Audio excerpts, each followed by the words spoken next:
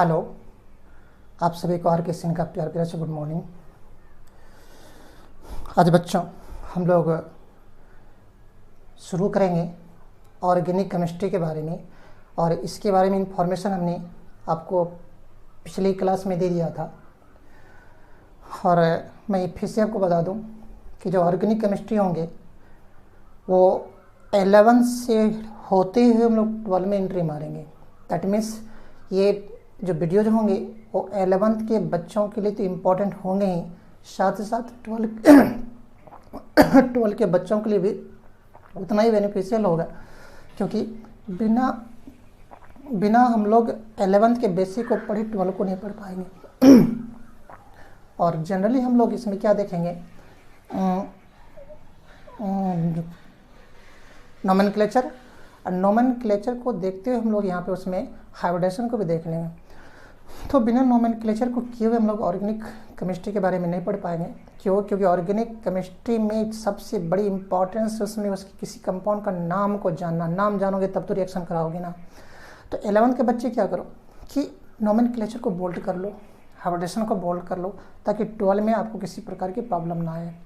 तो चलो बच्चों, आज हम लोग शुरू करते हैं। बहुत प्यारा सा टॉपिक ऑर्गेनिक केमिस्ट्री, सबसे ज़्यादा मार्क्स को देने वाला टॉपिक है ये। तो ऑर्गेनिक केमिस्ट्री में हम लोग सबसे पहले ये तो देख लें कि ऑर्गेनिक केमिस्ट्री से हम लोग हिंदी में कार्बनिक रसायन बोलेंगे, हिंदी में कार्बनिक रसायन के नाम से जानेंगे। तो उस ऑर्गेनिक केमिस्ट्री को हम लोग डिफाइन तो कर लूँ, ऑर्गेनिक केमिस्ट्री बोलेंगे किसको। देखो, टाइम को सेव करने के लिए मैंने आपको बोर्ड पे लिख दिया हूँ। The branch of chemistry which deals with the study of structure, properties, reaction and preparation of organic compound is called organic chemistry. Chemistry की वह ब्रांच, हमारे पास जनरली केमिस्ट्री के 3 ब्रांच होते हैं, organic chemistry, inorganic chemistry, physical chemistry. हालांकि इसके अलावा भी होते हैं एग्रीकल्चर। तो जनरली हम लोग 3 पर डिस्कशन करेंगे यहाँ पे। तो केमिस्ट्री की वह ब्रांच जहाँ पर हम लोग ऑर्गेनिक कंपाउंड जो हैं, इस ऑर्गेनिक कंपाउंड की स्ट्रक्चर के बारे में अध्ययन करेंगे। स्ट्रक्चर करने का मतलब ये हुआ कि वो टेट्राहेड्रल है कि स्क्वायर प्लेनर है कि ऑक्टाहेड्रल है, किस प्रकार से उसके स्ट्रक्चर का स्टडी करेंगे। प्रॉपर्टीज, वो किस प्रकार के प्रॉपर्टी को दिखा रहा है, वाटर में सॉल्युबल है कि वाटर में इनसॉल्युबल है, वेपोराइजेबल है कि नहीं है, इन सब चीज़ों को हम लोग स्टडी करेंगे। रिएक्शन, तो ऑर्गेनिक कंपाउंड जो रिएक्शन किस प्रकार से कर रही है, एडिशन रिएक्शन दे रही है कि एलिमिनेशन रिएक्शन दे रही है कि सब्स्टिट्यूशन रिएक्शन दे रही है ना। और साथ ही साथ वो जो ऑर्गेनिक कंपाउंड उसका हम लोग प्रिपरेशन लेबोरेटरी में कैसे करें। तो इन सारे चीज़ों का जहाँ पर हम लोग स्टडी करेंगे उसी को नाम देंगे हम लोग ऑर्गेनिक केमिस्ट्री। जैसे मैं सिंपल से बता दूं, ये मान लिया जाए ये आपके पास कोई ऑर्गेनिक कंपाउंड है जिसको मैंने CH4 लिखा हूँ, बस अभी मान के चल रहा हूँ ये ऑर्गेनिक कंपाउंड है। अब इस ऑर्गेनिक कंपाउंड का हम लोग ऑर्गेनिक केमिस्ट्री में क्या क्या स्टडी करेंगे। ये जो ऑर्गेनिक कंपाउंड है इसका स्ट्रक्चर कैसा है ना बाबू, ये इसका प्रॉपर्टी क्या है, ये किस प्रकार से रिएक्शन दिखाएगी, एडिशन, सब्स्टिट्यूशन, एलिमिनेशन, है ना, किस प्रकार की रिएक्शन दिखाएगी। और इस ये जो ऑर्गेनिक कंपाउंड, इसको हम मीथेन के नाम जानते हैं, इसे हम लोग प्रयोगशाला में कैसे बना सकते हैं। इन सब चीज़ों का हम लोग जहाँ पर स्टडी करेंगे उसी को नाम देंगे हम लोग ऑर्गेनिक केमिस्ट्री, है ना। चलो बच्चों, हिंदी वाले बच्चों रेडी हो जाएंगे लिखने के लिए, लिखोगे।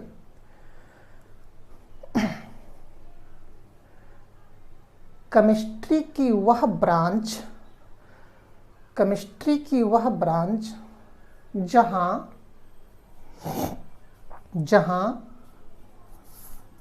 ऑर्गेनिक कंपाउंड,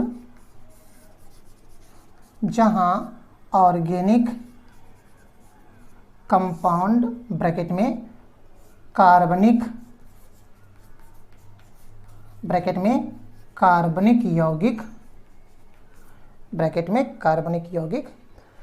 जहां ऑर्गेनिक कंपाउंड को मत दोगे, जहां ऑर्गेनिक कंपाउंड के संरचना कोमा उसके गुण, कोमा रासायनिक अभिक्रिया एवं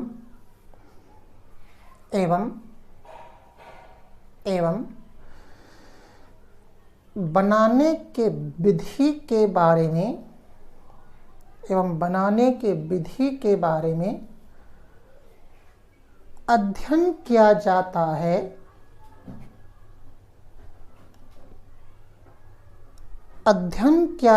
है, को मतलब बाबू ऑर्गेनिक केमिस्ट्री कहलाती है। ओके, तो सिंपल सी फंडा ये है कि हम लोग ऑर्गेनिक कंपाउंड के बारे में ही हम लोग ऑर्गेनिक केमिस्ट्री में जानेंगे, स्टडी करेंगे। तो सबसे बड़ी बात ये आती है कि सर ये ऑर्गेनिक कंपाउंड है क्या। ऑर्गेनिक कंपाउंड को जानने से पहले, कार्बनिक यौगिक को जानने से पहले हम लोग कंपाउंड क्या वो तो जान लें, तब ना ऑर्गेनिक कंपाउंड। तो देखो इसके नीचे आपके पास हेडिंग लिखा हुआ है कंपाउंड। फिलहाल मैं इस कंपाउंड को एक और नाम मॉलिक्यूल से लिख रहा हूँ, ठीक है। कंपाउंड फिलहाल मैं इसे मॉलिक्यूल के नाम से लिख रहा हूँ, और इसी कंपाउंड को हम लोग, इस कंपाउंड को जिसको हम लोग हिंदी में बोलते हैं यौगिक, और मॉलिक्यूल को हिंदी में बोलेंगे हम लोग अणु।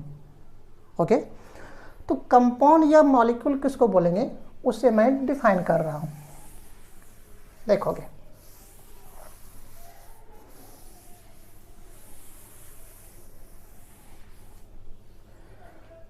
देखो बाबू, ये O2 है, दो परमाणु का समूह है।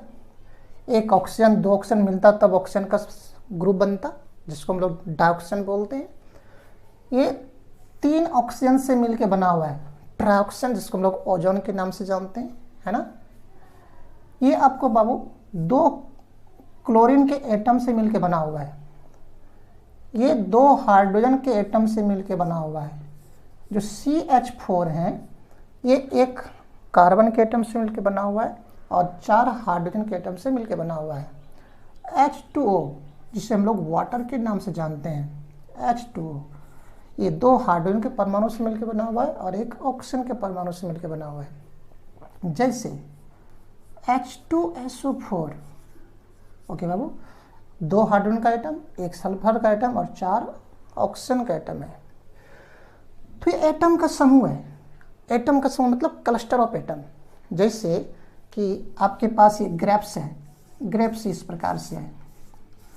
आप लोग मार्केट में ग्रेप्स खाते हो, तो ग्रेप्स जो हम लोग बोलेंगे क्लस्टर ऑफ ग्रेप्स है, ग्रेप्स का गुच्छा है, ग्रेप्स अंगूर का गुच्छा है। उसी प्रकार से ये सब क्या है, परमाणु का समूह है।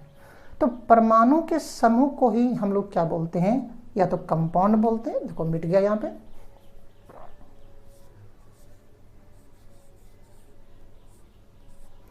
परमाणु के समूह को हम लोग कंपाउंड बोलेंगे या मॉलिक्यूल बोलेंगे।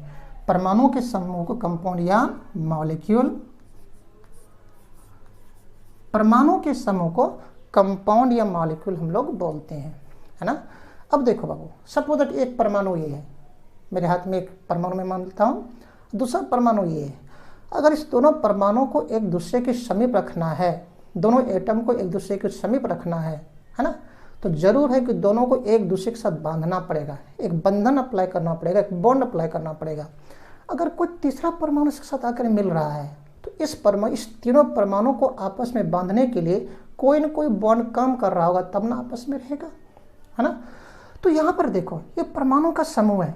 परमाणु के जब एक परमाणु दूसरे परमाणु के कांटेक्ट में आएंगे तो जरूर वहाँ पर कोई न कोई बॉन्ड काम कर रहा होगा, आबंध काम करेगा, और उस आबंध को नाम देंगे हम लोग केमिकल बॉन्ड, रासायनिक आबंध। तो हम लोग मॉलिक्यूल या कंपाउंड किसको बोलेंगे कि परमाणु का समूह, परमाणु का क्लस्टर ऑफ एटम जो आपस में रासायनिक बंधन से बंधे होते हैं, उसी को नाम देते हैं हम लोग कंपाउंड या मॉलिक्यूल। फिलहाल में कंपाउंड या मॉलिक्यूल देख लें, दोनों में हालांकि अंतर होता है।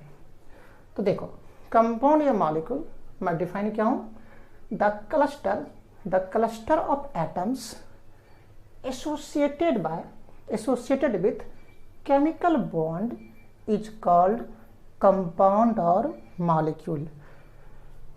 The cluster of atoms associated by with chemical bond is called compound और मॉलिक्यूल। हिंदी वाले बच्चे रेडी रहेंगे बाबू, लिखोगे परमाणु का समूह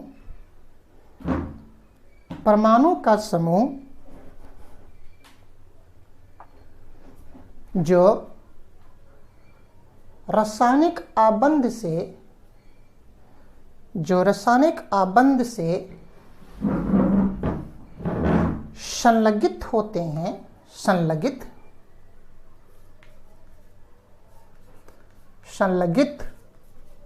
होते हैं कोमा देना,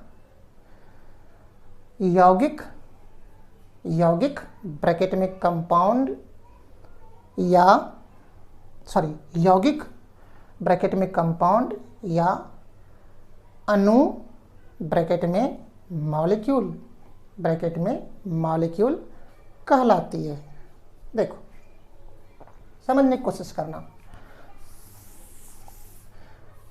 जितने भी यहां पर आपको दिख रहा है सब एटम का क्लस्टर है, तो इन सभी को हम लोग नाम देंगे, आप सभी क्या हैं, मॉलिक्यूल हैं।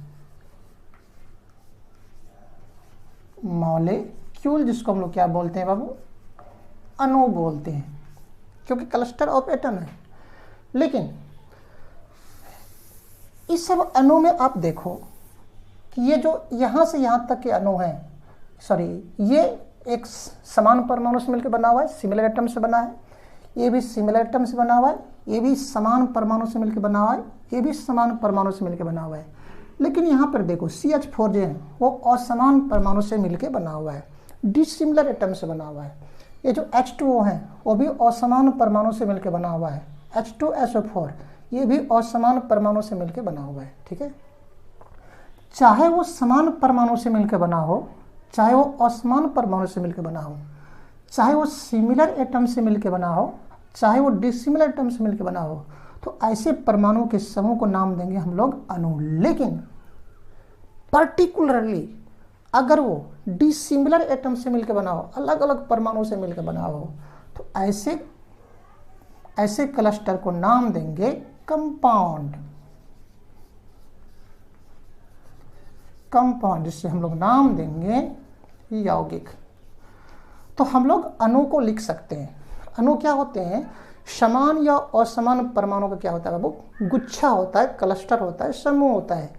लेकिन कंपाउंड क्या होते हैं, सिर्फ और सिर्फ असमान परमाणु का ही क्लस्टर होता है। इसका मतलब ये हुआ कि हम लोग एक सेंटेंस यहाँ पे अप्लाई कर सकते हैं कि जितने भी कंपाउंड हैं, जितने भी यौगिक हैं, सारे के सारे अणु हैं, मॉलिक्यूल हैं, लेकिन सभी मॉलिक्यूल को हम लोग कंपाउंड नहीं बोलेंगे। तो हम लोग थोड़ा सा यहाँ पे लिख दूं, मॉलिक्यूल्स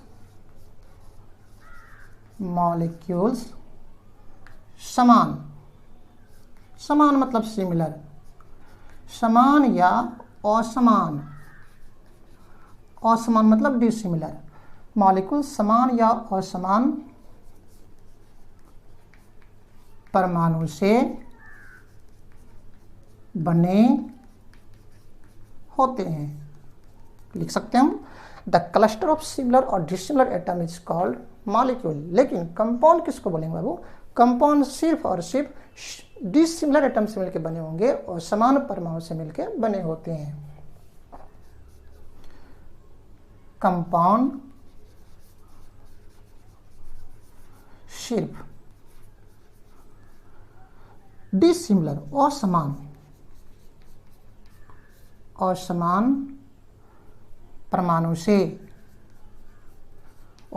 परमाणु से बने होते हैं। जिसे हम लोग लिख सकते हैं, compounds are association of dissimilar atom. Compounds are association of only dissimilar atoms. जहाँ कंपाउंड क्या होते हैं, सिर्फ और सिर्फ असमान परमाणु से बने होते हैं। ठीक है, तो हम लोग यहाँ पे एक सेंटेंस अप्लाई करके लिख सकते हैं इसी के नीचे में, ऑल कंपाउंड्स आर मॉलिक्यूल। इसका मतलब ये हुआ कंपाउंड एक प्रकार के मॉलिक्यूल हैं, लेकिन सभी कंपाउंड मॉलिक्यूल नहीं है। कौन से कंपाउंड मॉलिक्यूल नहीं होंगे, कौन से मॉलिक्यूल कंपाउंड नहीं होंगे? जो कि समान एटम से बने हुए हैं। But all molecules are not compound. लेकिन सभी मॉलिक्यूल कंपाउंड नहीं होते हैं। कौन से मॉलिक्यूल कंपाउंड नहीं होंगे बाबू? जो कि समान एटम से मिलकर बने होते हैं। लेकिन अगर वो असमान एटम से मिलकर बना है तो उसको हम लोग कंपाउंड बोलेंगे। लेकिन इसमें भी कुछ एक्सेप्शन है, याद रखना। केमिस्ट्री एक्सेप्शन के लिए ही जाने जाते हैं। सभी साइंस में से ज़्यादा एक्सेप्शन कहाँ मिलेगा? आपको केमिस्ट्री में मिलेंगे। तो कुछ एक्सेप्शन है। जैसे एक्सेप्शन है, देखो,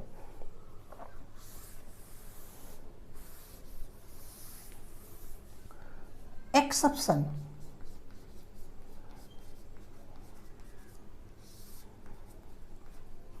आयनिक कंपाउंड, जैसे कि sodium chloride, sodium hydroxide, calcium carbonate.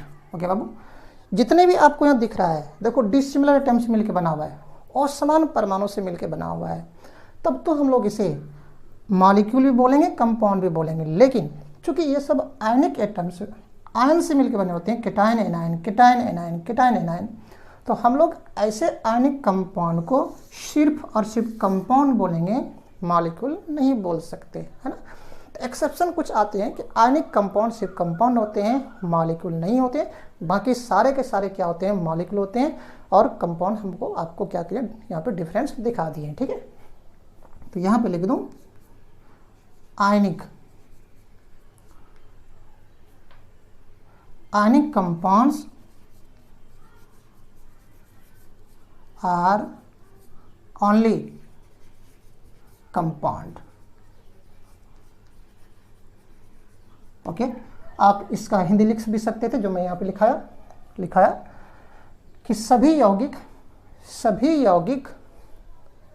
अणु हैं, सभी यौगिक अणु हैं, लेकिन सभी अणु यौगिक नहीं हैं। अपवाद में बाबू लिख लेना, ऐसे लिखना और लिखकर उसके नीचे लिखना आयनिक यौगिक जो कि आयन से बने होते हैं। आयनिक यौगिक सिर्फ यौगिक होती है ना। अच्छा, तो हम लोग ऑर्गेनिक केमिस्ट्री में पढ़ेंगे किसके बारे में? ऑर्गेनिक कंपाउंड के बारे में। तो हम लोगों ने कंपाउंड तो देख लिया, परमाणु के समूह को हम लोग क्या बोलेंगे? वो कंपाउंड बोलेंगे। लेकिन कैसा परमाणु का समूह होना चाहिए? डिसिमिलर एटम से। The cluster of dissimilar atom is called compounds. लेकिन अगर सिमिलर से बना हो तो और उसको हम लोग मॉलिक्यूल बोल सकते हैं, कंपाउंड।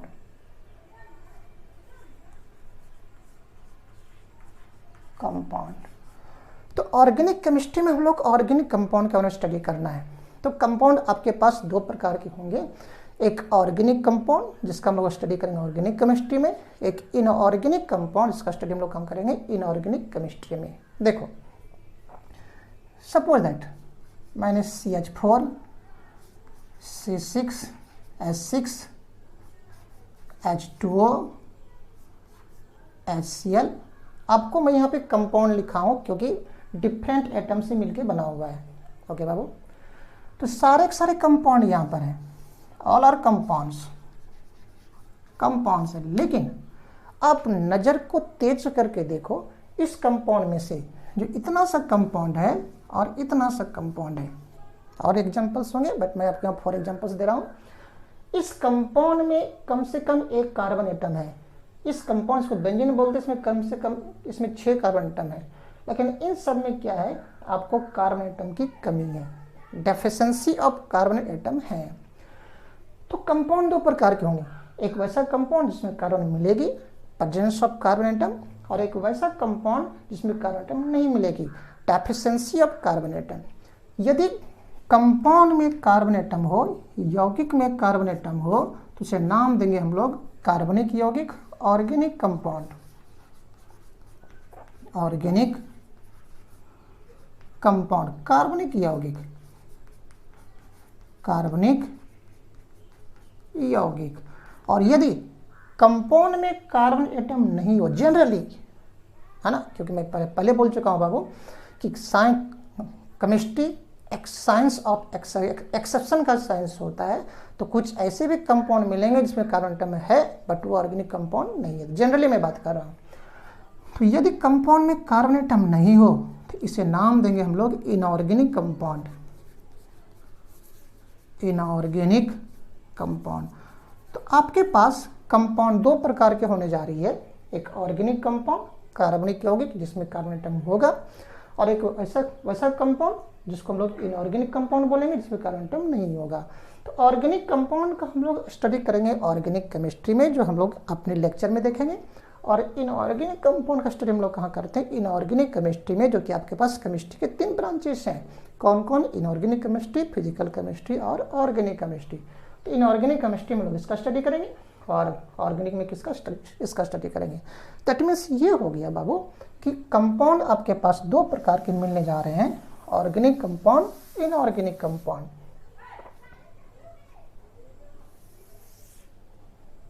एक को नाम देंगे हम लोग ऑर्गेनिक कंपाउंड, कार्बनिक यौगिक, कार्बनिक यौगिक, कार्बन वाले यौगिक, है ना। और एक को नाम देंगे हम लोग इनऑर्गेनिक कंपाउंड, इनऑर्गेनिक कंपाउंड, अकार्बनिक यौगिक, अकार्बनिक यौगिक, वैसा यौगिक जिसमें कार्बन एटम नहीं मिलेगी। ओके, और इस दोनों में थोड़ा सा डिफरेंस देख लें। ओके बाबू, तो एक डिफरेंस तो हम लोग देख लिए कि कार्बन वाले यौगिक को नाम देंगे हम लोग कार्बनिक यौगिक, carbon containing compounds are called organic compound generally, ठीक है। और जिसमें कार्बन नहीं होगा उसको हम लोग क्या बोलेंगे, इनऑर्गेनिक कंपाउंड बोलेंगे, ठीक है। तो चलो लिखते हैं। पहला point, carbon containing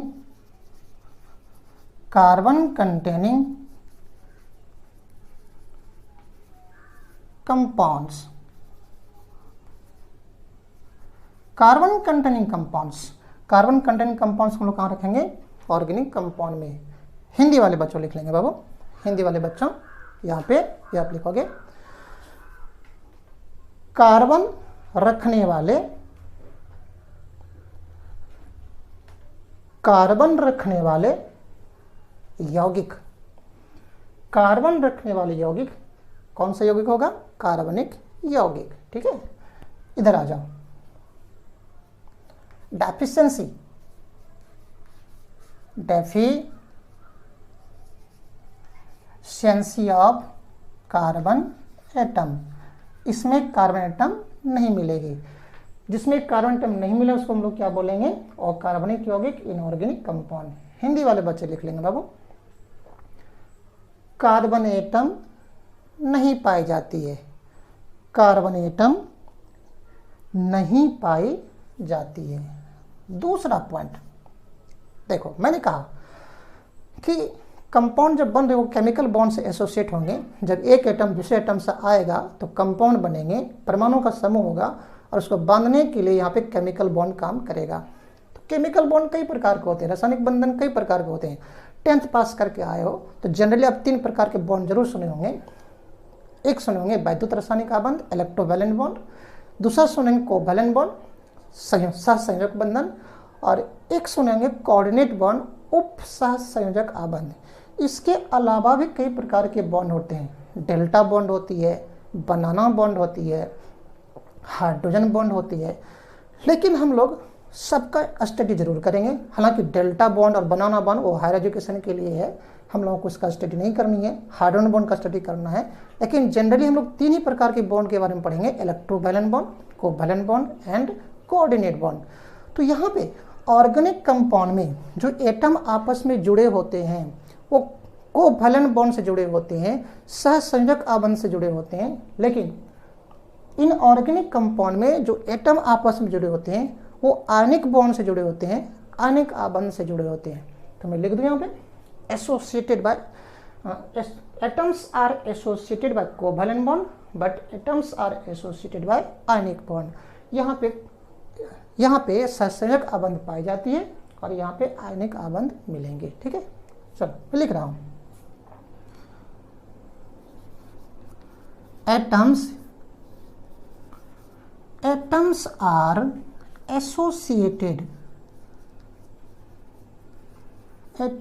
associated by covalent bond. Covalent bond क्या है हम लोग स्टडी करेंगे, बॉन्ड करेंगे, डिटेल्स स्टडी करेंगे केमिकल बॉन्डिंग में। ठीक है, हिंदी वाले बच्चों लिख लेंगे बाबू, परमाणु सहसंयोजक, या लिखा हूं मैं, परमाणु सहसंयोजक आबंध से बंधे होते हैं या संलगित होते हैं। इधर आ जाओ, इधर सेकेंड पॉइंट में एटम्स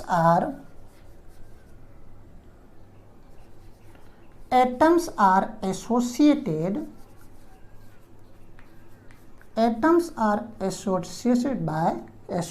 बाय आयनिक बॉन्ड।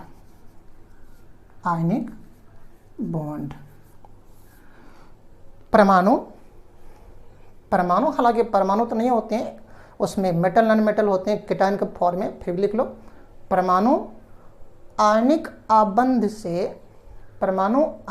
आबंध से जुड़े होते हैं। नेक्स्ट पॉइंट आ जाओ,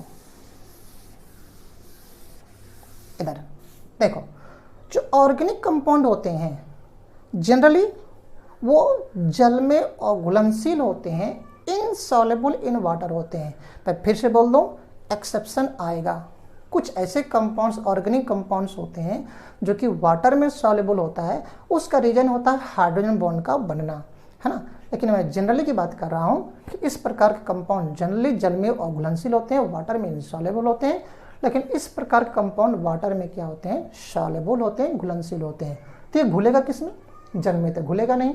तो ख्याल कर, मैंने सॉल्यूशन पढ़ाया था और सॉल्यूशन में मैंने बताया था कि solvent, organic solvent, inorganic solvent. Inorganic solvent में जनरली हम लोग वाटर को लेते हैं और ऑर्गेनिक सॉल्वेंट में आपको कई प्रकार का आएगा, बेंजीन आएगा, क्लोरोफॉर्म आएगा, कार्बन डाइसल्फाइड आएगा। ठीक है, तो सॉल्वेंट, ऑर्गेनिक सॉल्वेंट कई प्रकार के होते हैं, लेकिन इनऑर्गेनिक सॉल्वेंट जनरली किसको मानते हैं, वाटर को मानते हैं। ये जल में तो घुलेगा नहीं, तो घुलेगा किसमें, ऑर्गेनिक सॉल्वेंट में घुलेगा। ये जल में घुलेगा, लेकिन घुलेगा किसमें नहीं, ऑर्गेनिक सॉल्वेंट में नहीं घुलेगा। ठीक है, तो मैं नेक्स्ट पॉइंट लिख रहा हूं, इसमें इनसॉल्युबल जनरली, है ना, ऑलवेज नहीं, जनरली। ठीक, इनसॉल्युबल इन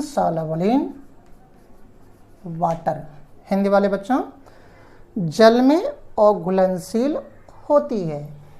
इधर आ जाओ, और आयनिक कंपाउंड क्या होते हैं बाबू, जल में घुलनशील होते। नमक को डालो ना पानी में, तुरंत घुल जाएगा। सॉल्युबल इन वाटर, जल में घुलनशील होती है। ठीक है, तो जल में नहीं घुलता तो घुलेगा किसमें, सॉल्युबल इन ऑर्गेनिक सॉल्वेंट, है ना। जैसे बेंजीन हो गया, कार्बन बेंजीन हो गया, फिर आपका क्लोरोफॉर्म हो गया। ये सब किस प्रकार के सॉल्वेंट होंगे बाबू, ऑर्गेनिक सॉल्वेंट। हमने सॉल्यूशन में आपको पढ़ाया था, तो लिख लोगे, यह कार्बनिक विलायक में घुलनशील होती है। तो ये तो पानी में घुल गया, घुलेगा किस में नहीं, ऑर्गेनिक सॉल्वेंट में। ठीक, इसका उल्टा इनसॉल्युबल इन ऑर्गेनिक सॉल्वेंट, है ना। ऑर्गेनिक सॉल्वेंट में कार्बनिक विलायक में क्या होंगे, घुलनशील होती है। हिंदी वाले बच्चों लिख लो बाबू। और कार्बनिक विलायक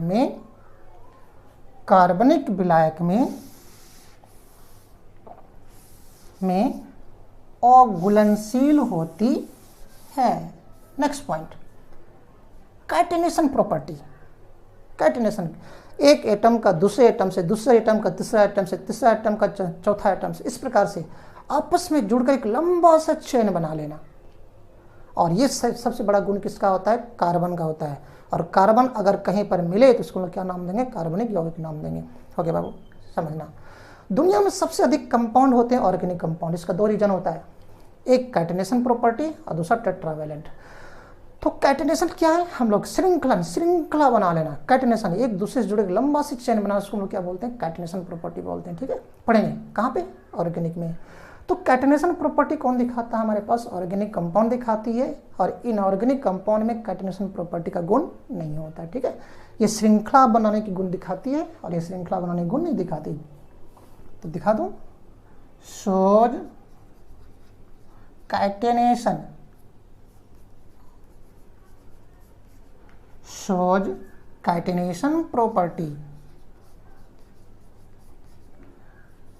ओके, श्रृंखलन गुण दिखाती है। श्रृंखलन लिख लो बाबू हिंदी में, श्रृंखलन गुण दिखाती है। श्रृंखलन मतलब श्रृंखला बनाना, एक लंबा सा चेन बनाना, इधर उधर चारों दिशा में। ठीक है, इसमें do not show, does not show, यह श्रृंखलन गुण नहीं दिखाती, यह श्रृंखलन गुण नहीं दिखाती है। एक और प्रॉपर्टी, नेक्स्ट पॉइंट देखो बाबू, हम लोग आइसोमेरिज्म के बारे में पढ़ेंगे, ऑर्गेनिक में पढ़ेंगे। और जिसने कि कॉम्प्लेक्स कंपाउंड का स्टडी किया होगा 12 में, वो तो खुद पढ़े ही होंगे। लेकिन उससे हटकर हम लोग ऑर्गेनिक केमिस्ट्री में आइसोमेरिज्म के बारे में अध्ययन करेंगे, समावयवता के बारे में अध्ययन करेंगे। तो आइसोमेरिज्म की जो गुण दिखाती है वो कौन दिखाती है, ऑर्गेनिक कंपाउंड, और ये इनऑर्गेनिक कंपाउंड नहीं दिखाती है। ओके, अच्छा, shows isomerism, isomerism property, isomeric रहने दो, आइसोमेरिज्म चलेगा। आइसोमेरिज्म प्रॉपर्टीज हिंदी में लिख लोगे समावयवता। ये क्या है हम लोग पढ़ेंगे, समावयवता। समावयवता का गुण, समावयवता का गुण दिखाती है, समावयवता का गुण दिखाती है। और इधर बाबू डज नॉट शो, यह समावयवता का गुण नहीं दिखाती है, डज नॉट शो, यह समावयवता का गुण नहीं दिखाती है।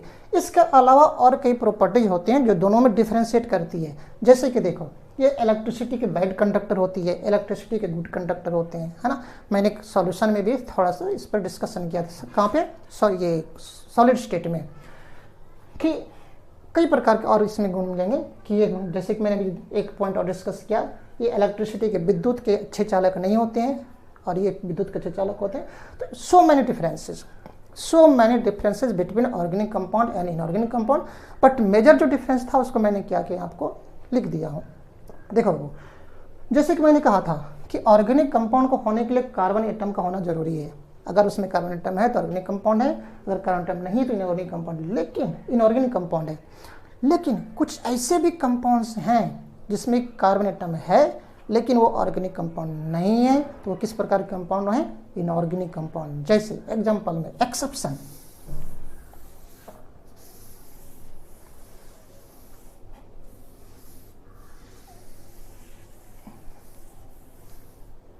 देखो exception,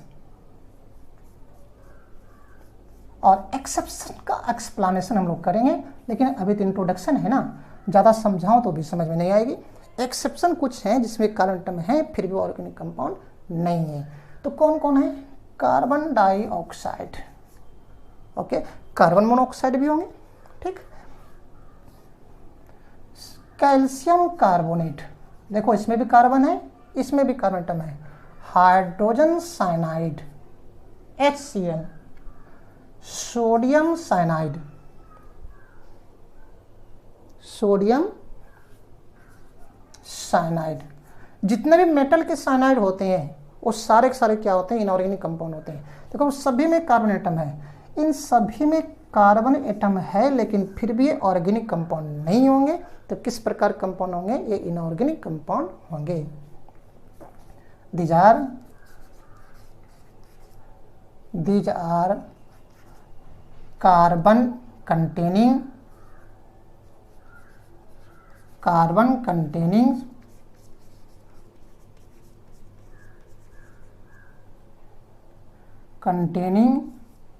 inorganic compound.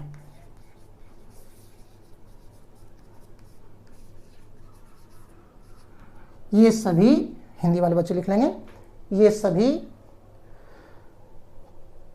Carbon atom रखने वाले, ये सभी कार्बन एटम रखने वाले अकार्बनिक यौगिक, कार्बन एटम रखने वाले अकार्बनिक यौगिक होते हैं, है ना।